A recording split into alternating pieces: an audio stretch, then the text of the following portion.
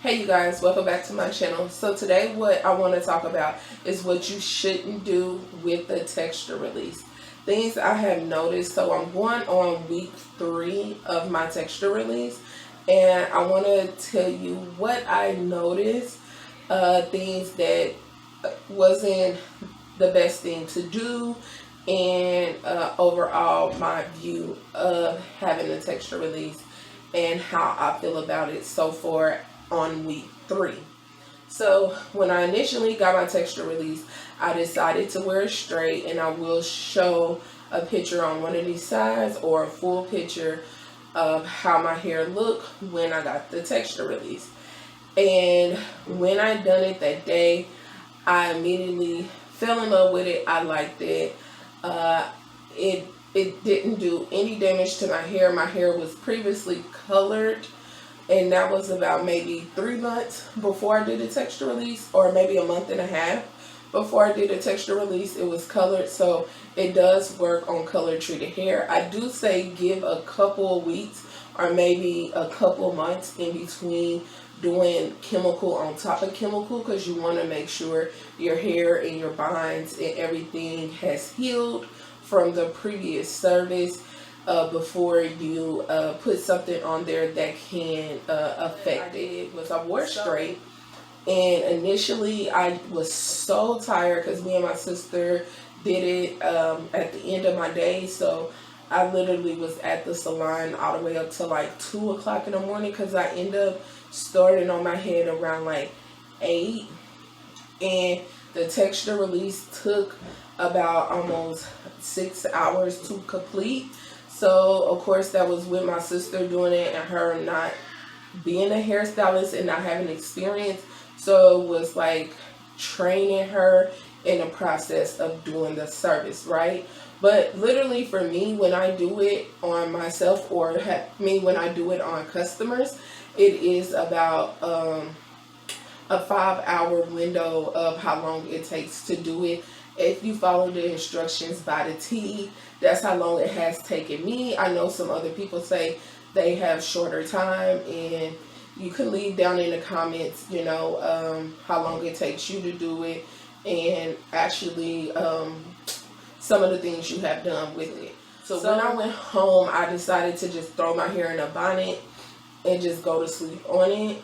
And that was the bad thing to do, because it left a dent in my hair.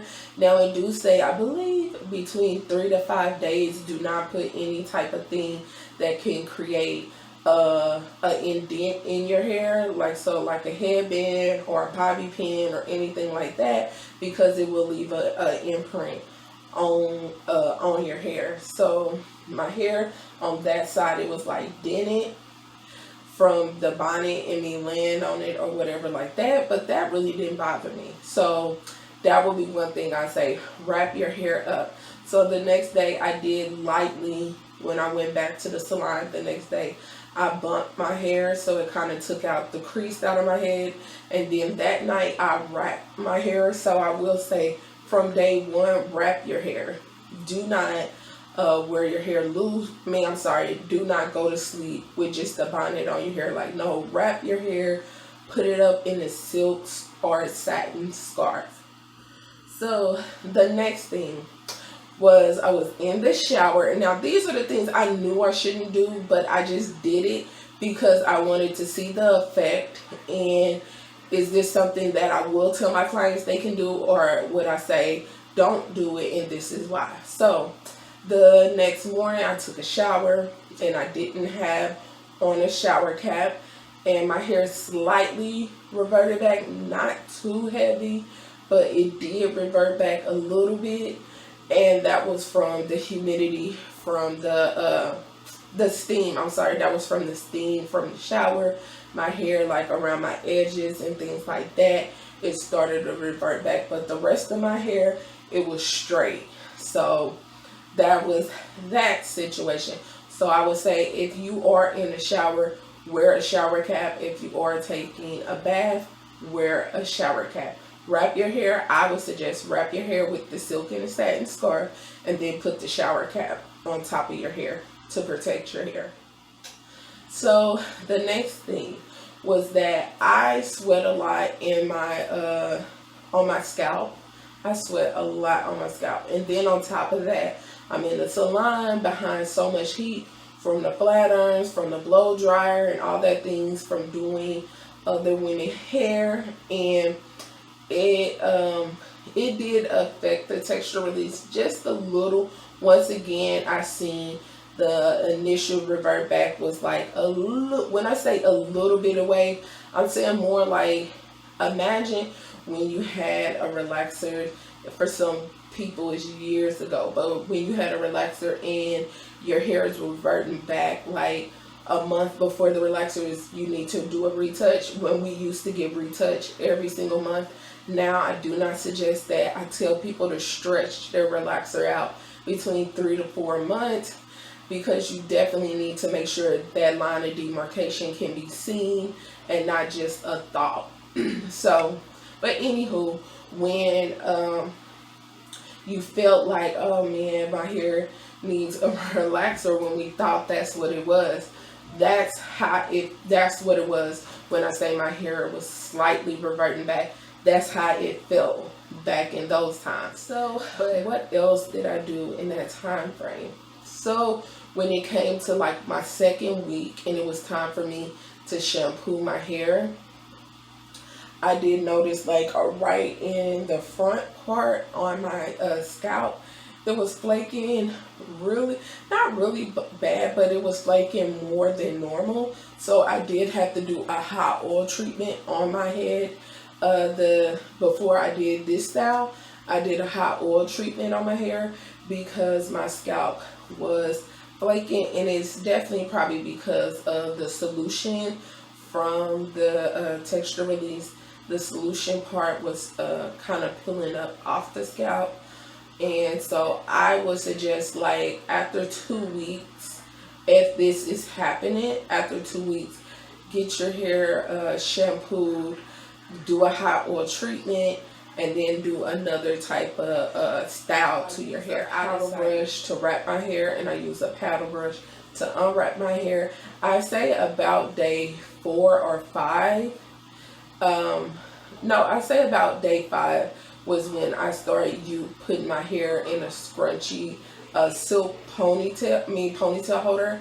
I use a scrunchy silk ponytail holder on my head, and it left a little dent, but when I combed it out with the paddle brush, it just went completely away and my hair looked straight, just as normal. That's it for the things that I did. I did in the the update of giving you guys the things you shouldn't do with your texture release. Now, wear my texture release in its natural style. So far, I love it, you guys. In my opinion, my personal opinion, for women with curly hair that you personally feel on your natural hair journey, is hard to maintain natural hairstyles. It's hard to detangle. It's hard to let it dry. It's hard to keep definition. It's hard to fight against shrinkage. It's hard to manipulate. In my opinion, my personal experience, this texture release has solved all of those issues. Every single one of them. I know if you go on social media, you will find different opinions, but my personal opinion, this is a staple thing that I will be using on my natural hair journey until I decide to change or do something different, or if something has happened that I don't like. But so far, I love it. I love it. I love it. I love it. I actually did, I want you guys, hopefully y'all can see the color, but this is like a burnt red color that I did on top of the previous color I have. Once again, I will show a picture, and this was a Clairol just the rinse. So, and I put that on top of there, and it didn't affect anything because it doesn't have any, I can't remember the name of it. No, I want to say ammonia. If that's not right, please correct me down in the comments. But it doesn't have anything in it that will chemically affect the hair. So I put it on there just as a pop of color to change it. Because overall, I give the Texture Release A plus. I stand, but I'm a stick beside it. You hear me? I'm a stick beside it. I love how my hair looks when I wear it in my natural state. When I tell you, me being outside, being in the house, just wear my hair out natural all day, it doesn't shrink. Like, it doesn't shrink. Like, this is day, I want to say what is this, day 3? Day 3, and this is how it looks on day 3. Let's see.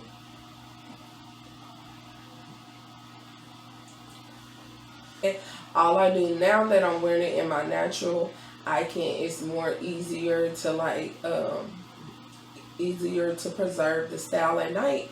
All I do is put my bonnet on top of my hair at night, and then in the morning I spray it with some leave-in conditioner, and I put some castor oil a little bit in my hand, and I fluff it out like this, and my hair is hydrated, it's healthy, it's good. Nothing is good. It's good. It's just like a great shield against humidity.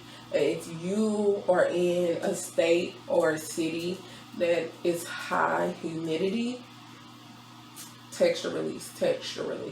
If you're located in Houston, on the south side, or anywhere in Houston, and you want your Texture Release, come to your girl, because I can hook you up and get you right. You can go on my website to book your service. Once again, I'm on social media, Instagram, Facebook, TikTok, and on YouTube,